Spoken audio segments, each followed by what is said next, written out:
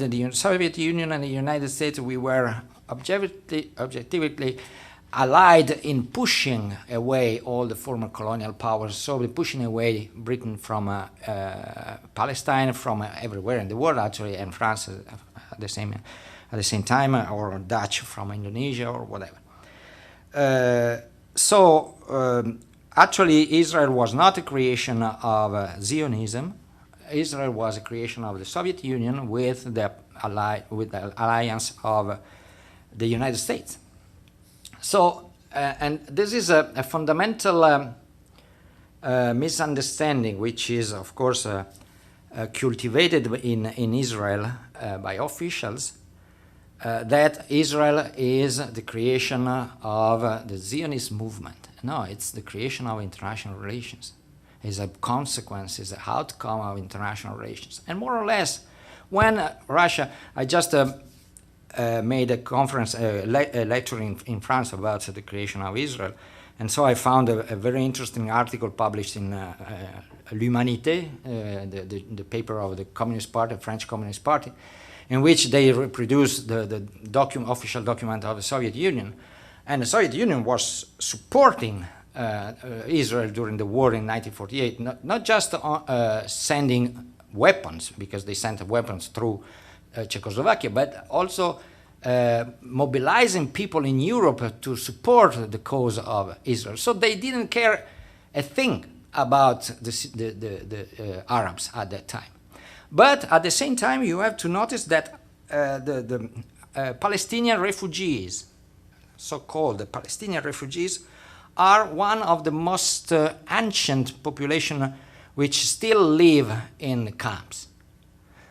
You have, at the end of World War II, millions of people. Just for speaking of Germans, you have 13 million of Germans, refugees, expelled by their countries. And all of them, little by little, even with dramatic circumstances, even with 1 million people dead in this displacement, but all of them found, finally, eventually, a new house, a new country. Why Palestinians did not? Simply because nobody wanted to accept them, because they preferred to have a Palestinian living in the camp, suffering, and being exploited by everything, because they could always say, we are defending the Palestinian cause. If the Palestinian cause don't exist anymore, they don't have anything to defend.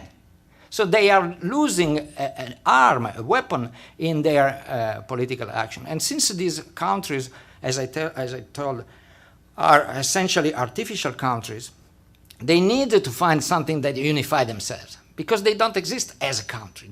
This idea that they are nation states is a fiction. They are not a nation state. They don't have a national identity. Same thing, I know. Go ahead.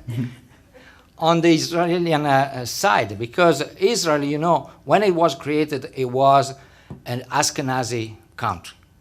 Majority of population was Sephardi? Sephardic. But they were called the Jewish with the blue eyes that were ruling Israel. And it was for several decades like that. And when the situation, and the working class were Arabs, essentially.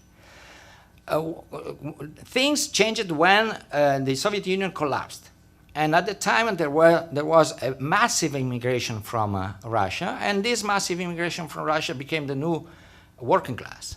So Arabs could be exported. They closed the borders. Arabs, remember, they came from different countries, and they went to work in Israel, and then they came back to their country. They closed the borders because they had their own working class.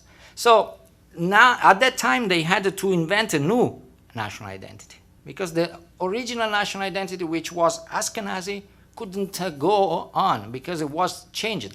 Of course, they were Ashkenazi as well, but they were not the same Ashkenazi that arrived in 1947.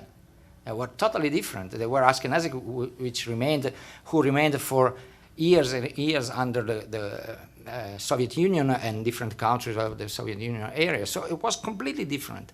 And this new identity is founded on fear. We have enemies. We are surrounded by enemies. This is something that compacts the population, to find a cohesion of the population.